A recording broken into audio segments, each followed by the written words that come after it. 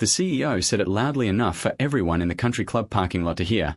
"Fix my Porsche and I'll marry you," laughing at the man in the grease-stained shirt who'd offered to help when her car died mid-arrival, and every person standing nearby laughed along with her, except for the single dad who simply nodded once, rolled up his sleeves, and walked toward the hood without saying a single word. If you believe that kindness, second chances, and quiet dignity can completely rewrite a person's story, please take a moment to like this video, subscribe to Kindness Inspire, share it with someone who needs hope today, and tell us where you're watching from in the comments below, because what happens over the next few minutes will make you rethink everything you assume about the people standing right in front of you.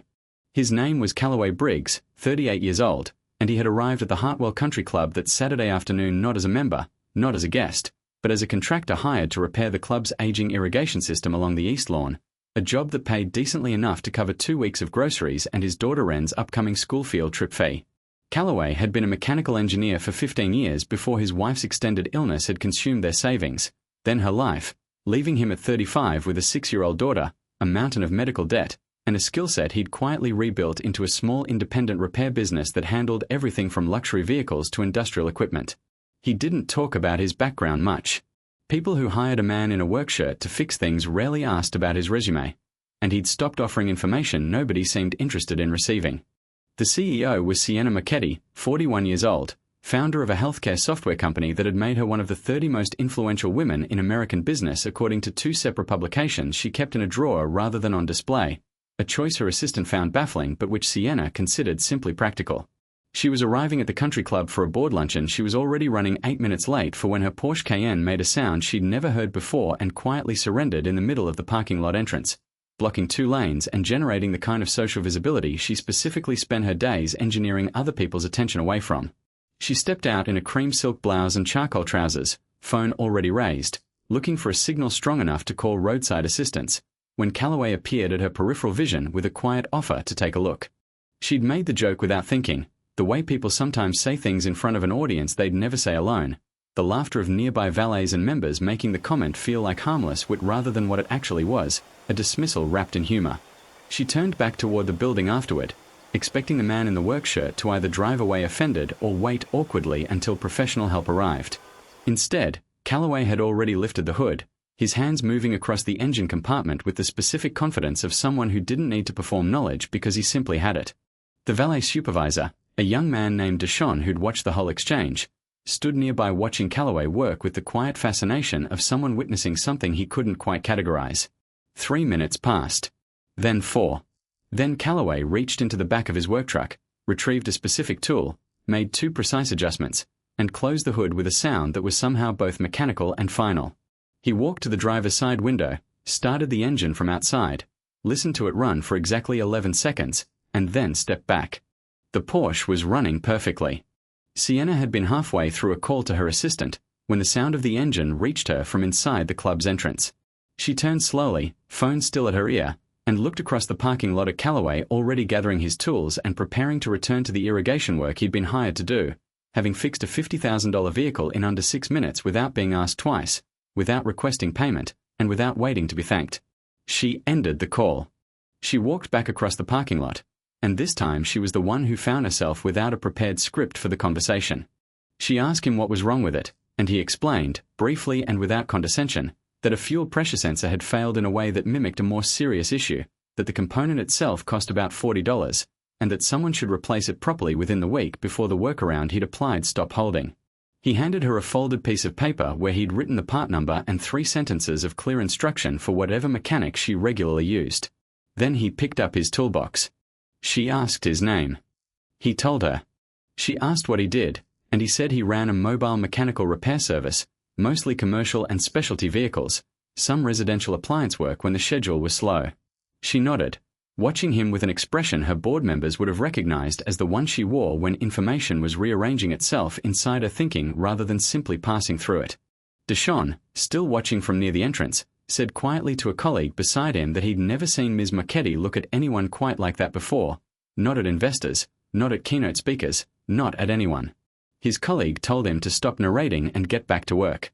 If this story is pulling at something in you right now, please take a moment to like this video, leave a comment, and subscribe to Kindness Inspire, because the moment that changes everything in this story is still coming. Sienna was 20 minutes late to her luncheon. She sat through it with the particular distraction of someone whose mind has quietly left the room while their body continues performing all the right professional gestures, and afterward, when her assistant asked whether she'd enjoyed the event, she said she honestly couldn't remember most of it. She had Callaway's name. She'd caught the logo on the side of his truck. She did not call him that afternoon, because Sienna Marchetti had built her entire professional identity on the principle of making deliberate decisions rather than reactive ones, and she was still deciding what she was actually feeling and why. She called him 4 days later, on a Wednesday morning, with a business inquiry.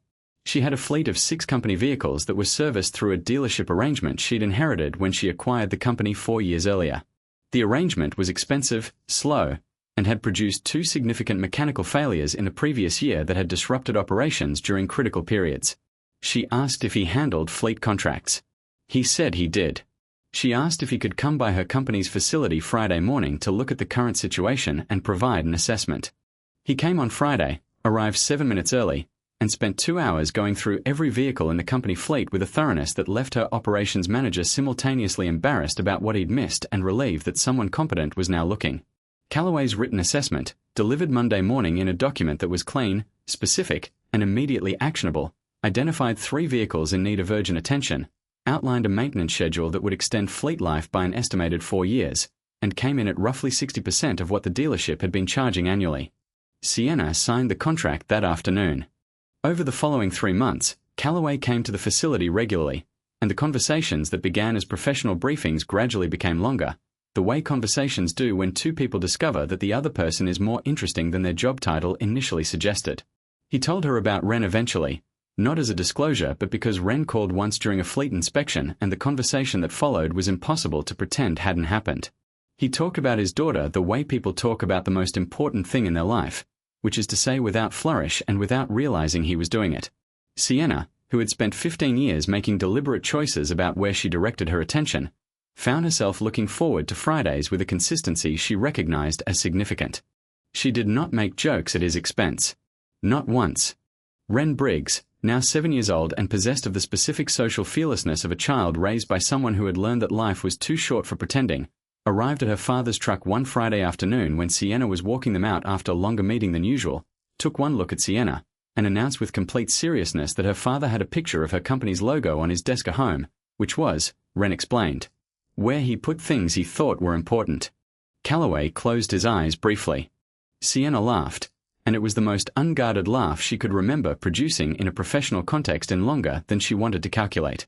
What she didn't tell Ren, standing in that parking lot, was that she had the folded piece of paper Callaway had handed her in the country club parking lot sitting inside the cover of the notebook she carried to every meeting, not because she needed the part number anymore, but because she'd started keeping it the way people keep things that mark the moment something shifted without them fully realizing it yet. Before we reach the end of this story, we'd love to know, if you were Sienna, standing in that parking lot watching someone quietly fix what you dismissed, what would you have done differently? Tell us in the comments, because your answer might be exactly what someone else reading them tonight needs to hear. Callaway asked her to dinner 3 weeks later, directly and without elaborate staging, in the same unadorned way he did most things. She said yes before he'd finished the sentence, which surprised her slightly and apparently didn't surprise him at all.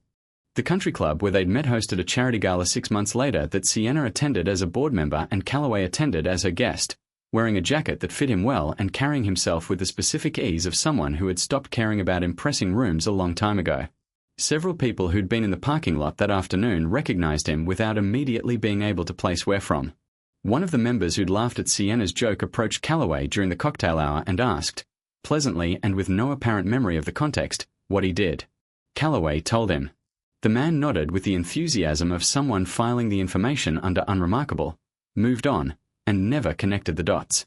Deshawn, working the event as a valet supervisor, caught Callaway's eye across the lobby and gave him a nod that contained an entire paragraph. Callaway nodded back. Sienna, watching the exchange from across the room, asked later what that was about. Callaway told her Deshawn had watched the whole parking lot situation that first afternoon and had apparently never mentioned it to anyone, which he considered a significant act of professional discretion. Sienna was quiet for a moment, then said that she owed Deshawn a conversation she'd been meaning to have about a management opening in facilities coordination, a role she'd been having trouble filling with someone she trusted to handle things without requiring constant oversight. Calloway looked at her. She looked back at him. Sometimes the most important thing a person can show you isn't how they treat the people they're trying to impress. It's what they do, quietly and without announcement, for the people they used to overlook. Calloway Briggs had known that for years. It just took a broken Porsche in a country club parking lot for Sienna Mocchetti to finally learn it too. And what she discovered on the other side of that learning turned out to be considerably better than anything she'd planned for that Saturday afternoon.